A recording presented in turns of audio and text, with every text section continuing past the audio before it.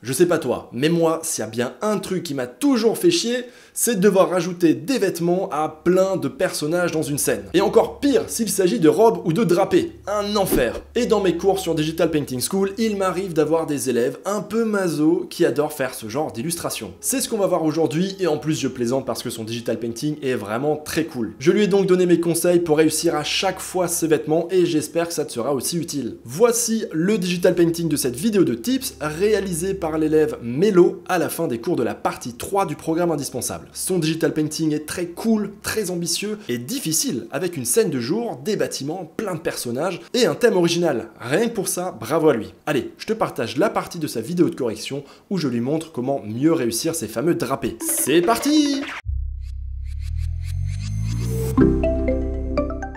Tous ces vêtements que tu nous as fait là, voilà, c'est vraiment le cas classique, on va dire, des peintures de la Renaissance, orientalisme, etc.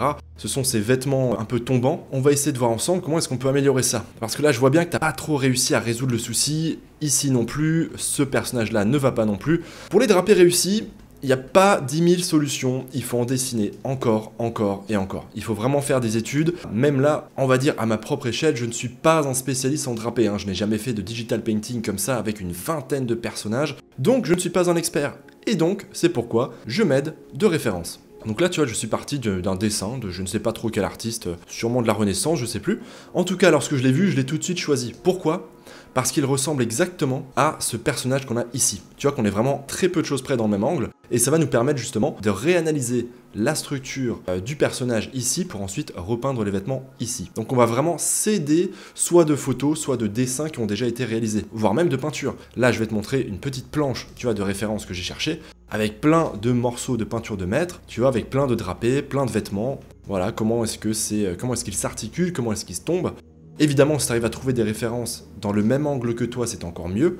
Par exemple, là, ce personnage ici, je vais l'isoler. Je le trouve très intéressant pour le personnage qui est ici, tu vois, en jaune. Et même si ce n'est pas exactement le vêtement que tu as créé, c'est pas grave, ça va quand même nous permettre de voir comment les plis tombent, comment le vêtement se termine à la fin, où sont les plis au niveau du coude, de l'épaule, etc. Et là, histoire que tu comprennes bien, je vais décomposer ça en faisant d'abord un petit tracé, un petit peu comme un croquis que je vais faire par-dessus, histoire qu'on étudie un peu tout ça et qu'on sache où est-ce qu'on va. Alors ici, dans ta précédente version, tu avais, il me semble, une ceinture qui justement créait des plis. Donc moi, je trouve que c'était une bonne idée. On va le reprendre. En plus, dans notre référence ici, c'est également ce que l'artiste avait fait. Première chose, c'est vraiment ici, pour moi, l'absence de plis au niveau de l'épaule. C'est vraiment ce qui me choque le plus partout. Tu vois, dans tous tes personnages, et surtout ici, où là, tu as fait un effort, mais c'est pas réaliste non plus. Donc quand c'est comme ça, n'essaye pas d'imaginer. Cherche des références. D'ailleurs, je vois que celui-ci aussi, tu vois, il a encore du travail. Au niveau des plis ici du coude, sincèrement, c'est pas trop mal. On aurait pu les faire rentrer, tu vois, un petit peu plus, comme ça. Mais c'est pas grave. Moi, ça me gêne pas plus que ça, puisque je rappelle quand même que là, tu es sur un style stylisé, presque un petit peu cartoon, donc il n'y a pas besoin d'avoir un niveau de détail non plus extrêmement élevé. Donc là, tu vois, si j'analyse sur l'image les plis, on a vraiment ici le bord de la manche qui fait vraiment cette forme-là. Et ensuite, on a d'autres plis, tu vois, qui vont venir rejoindre la ceinture. Donc, on va simplement refaire cette structure ici de 1, 2, 3 traits. Donc là, c'est parti. Alors, je vais prendre une couleur tant qu'à faire tout de suite qui sera bonne, un peu plus foncée.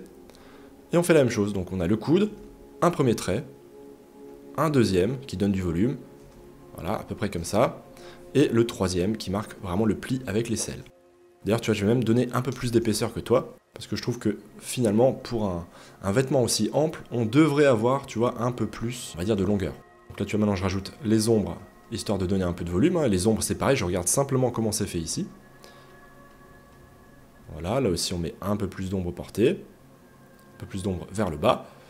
Et voilà, grosso modo, tu vois, je m'arrête ici. Je pourrais continuer, évidemment, rendre ça encore plus réaliste, mais lorsque je dézoome, tu vois que c'est déjà beaucoup mieux.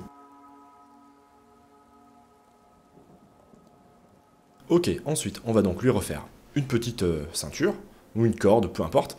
Et là, c'est pareil, donc je vais reprendre la structure qui est ici. Donc, tu vois, si je simplifie, on a vraiment deux courbes comme ça.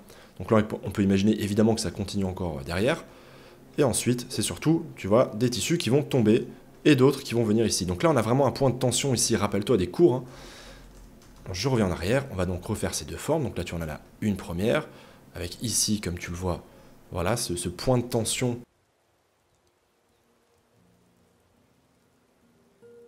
Voilà, donc tu vois, je fais vraiment des traits, des lines.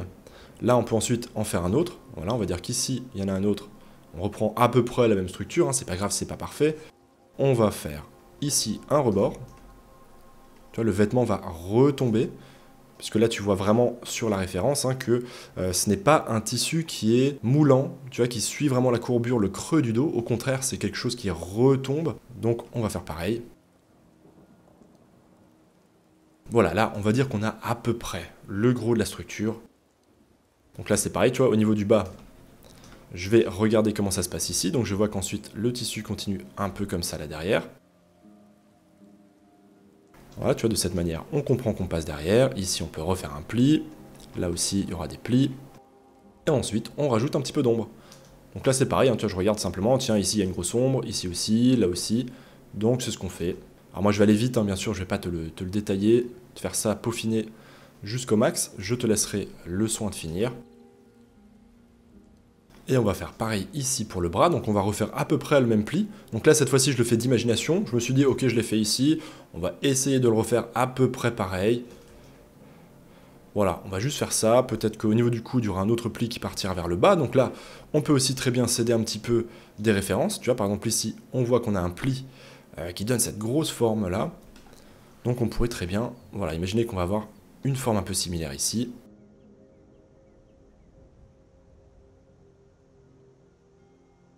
Et par ailleurs, on va juste revoir la forme ici de la manche.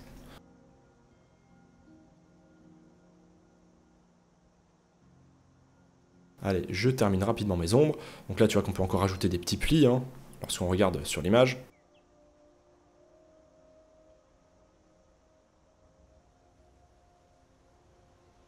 Allez, je m'arrête ici pour ce personnage. Bien sûr, on pourrait faire encore bien mieux, mais si on compare juste le avant-après, donc tu vois, avant-après, tu vois qu'en quelques minutes, on a quand même un résultat qui est déjà beaucoup, beaucoup mieux. Donc, je vais juste encore revoir un petit peu juste la forme ici au niveau du ventre. Il faut quand même que ça suive un petit peu, là aussi, la forme du bassin. On a le bassin en avant, donc on va avoir comme ça un ventre qui va continuer. Voilà. Donc là, tu vois que je me suis pas trop cassé la tête. J'ai pas cherché à faire quelque chose de trop complexe. Je me suis vraiment aidé de la référence. Et au final, ça marche plutôt bien. Allez, je vais encore te faire celui-ci. Donc là, on a dit qu'on allait prendre lequel? On allait prendre celui-là. Donc déjà, première chose, ton personnage, il n'est pas dans la bonne perspective. Tu vois, ses épaules ont ce sens-là, alors que la perspective du personnage fait que on devrait plutôt être comme ça. Alors je l'ai un petit peu exagéré ici, mais on est dans cette perspective-là. Donc, je vais te baisser un tout petit peu l'épaule qui est là. Et d'ailleurs, en même temps, je vais aussi te le faire finir un petit peu avant. Parce que là, en termes de perspective, c'est un petit peu trop long. Voilà, et vu son angle, bah en fait, tu vois, l'épaule, justement, se plie. Enfin, la fin du dos, on va dire, et le début de l'épaule, bah au final, on ne va même pas le voir. C'est ce que j'étais en train de me dire en dessinant. Et justement, lorsque je regarde la référence qui est juste à gauche, bah effectivement, tu vois qu'on ne le voit pas. D'ailleurs, au passage, ici, tu as le même problème que sur l'autre personnage qui était à gauche. C'est-à-dire que ton épaule, tu l'as faite un petit peu comme un ballon de basket. Voilà. Moi, si je regarde ça, j'ai l'impression qu'il y a une balle de basket, tu vois, qui est derrière. Ça lui fait une drôle de forme quand même. Hein. Il a quand même une sacrée épaule qui arrive presque jusqu'au milieu du bras. Donc là, c'est pareil. L'épaule va s'arrêter à peu près ici, tu vois, pour la partie la plus large. Et ensuite, le tissu va simplement descendre jusqu'à ce qu'il touche un autre point où il va se reposer. Ici, en l'occurrence, ce sera le poignet. Donc, il n'y a rien qui justifie, tu vois, cette forme, ni ce creux ici qui est très marqué. Donc là, on va juste revoir cette forme. Voilà, on va d'ailleurs remettre un petit peu d'ombre aussi pour faire comprendre qu'on est sur quelque chose d'un petit peu arrondi, un petit peu sphérique. Et rien que là déjà, je sais pas si tu seras d'accord avec moi, mais ça me semble déjà un peu plus juste, un peu plus naturel. Ensuite, l'erreur que tu fais sur presque tous tes personnages, c'est flagrant ici, c'est flagrant sur celui-là là derrière, c'est que tu montes beaucoup trop haut les aisselles. Donc là, à chaque fois, on va le redescendre. Tu vois, je vais te le faire tout de suite d'ailleurs sur ici, pour que tu vois vraiment quelle est la limite un peu plus juste. Voilà, on est vraiment, tu vois, sur quelque chose de beaucoup plus bas par rapport à ce que tu as fait. D'ailleurs, ici, c'est pareil, tu vois, je pense que ce bras-là, à mon avis, on ne le voit pas beaucoup, à part s'il a peut-être, tu vois, le coude comme ça vers l'arrière. Dans ce cas-là, je veux bien qu'on voit un petit peu son bras, mais en tout cas, l'épaule ne va pas aussi loin. Ici, c'est pareil, attention à ses épaules, un petit peu de ballon de basket. Et là, c'est pareil, bah maintenant, on va refaire le même pli qu'avant. Donc, 1, 2, voilà, on se fait deux plis comme ça. On ne les fait pas monter trop haut comme on l'a vu. Et surtout, le point de tension, on ne le met pas là-haut ou là, on le met vraiment là en bas. Et là, c'est pareil, tu vois, on peut lui faire un ou deux petits plis.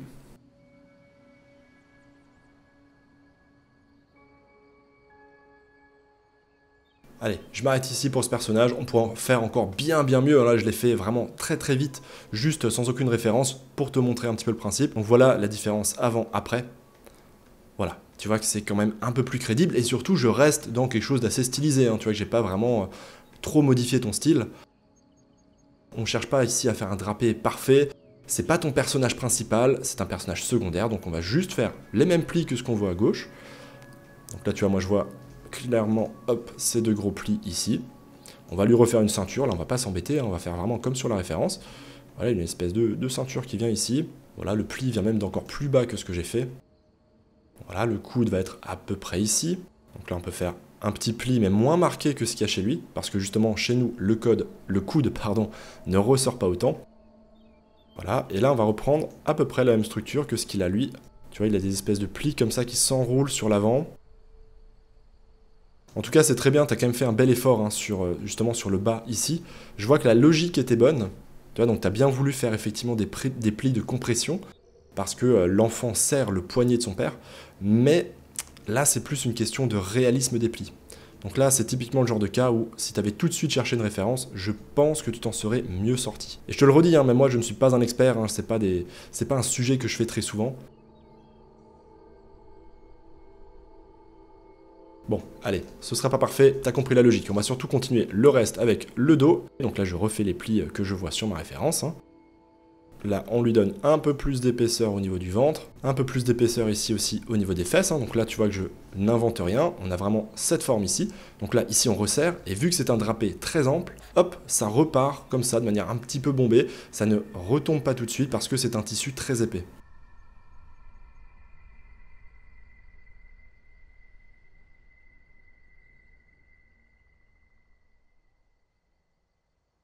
Et voilà, on s'arrête ici. Ça suffit pour ce personnage-là, pour ce drapé-là. Donc tu l'as vu, on peut, si on le voulait en tout cas, encore largement améliorer ça. C'est loin d'être parfait. Mais néanmoins, je pense que ça te donne maintenant des pistes de correction. Et on va juste s'occuper encore de lui, parce que lui, vraiment, il est assez critique. Donc lui, il est important dans l'image, même si c'est pas un personnage principal, vu qu'il est tout près, pardon, au premier plan, il faut quand même le soigner un petit peu. Donc là, c'est pareil, on peut repartir par exemple de cette image-là. Très beau drapé, très bien dessiné.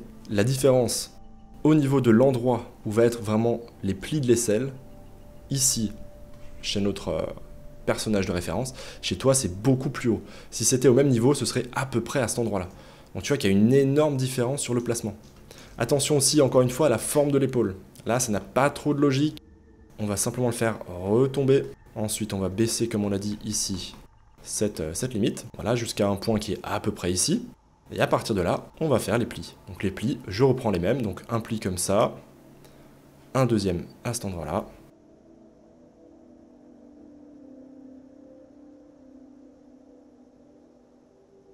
Alors dans ta scène, le soleil vient de la droite, donc on va essayer de faire concorder un petit peu les lumières.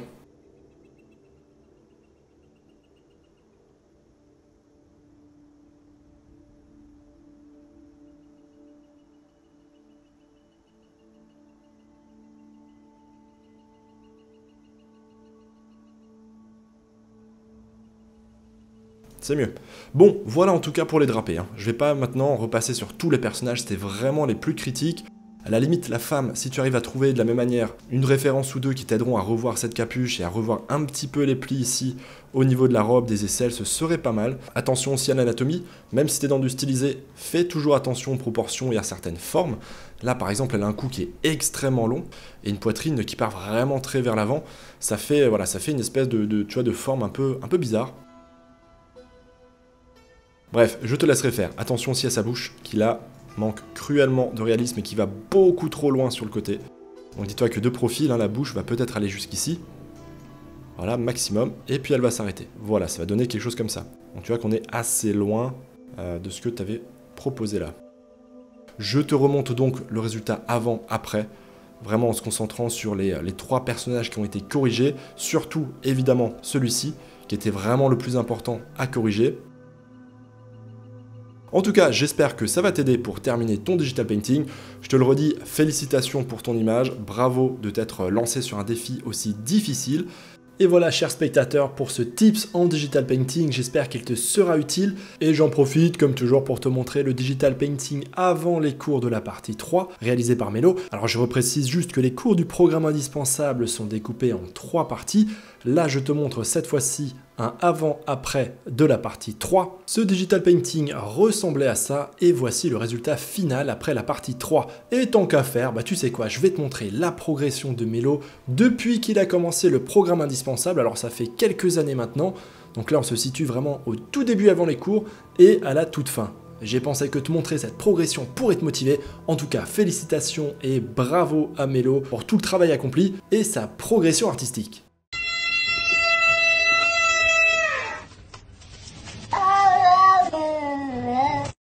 L'art digital t'intéresse? Tu as envie d'apprendre ou de progresser en digital painting ou peinture numérique en français? Je t'invite à aller sur digitalpainting.school. Tu retrouveras une communauté super sympa, des cours de qualité et un paquet de ressources gratuites. Allez, on se retrouve là-bas l'artiste.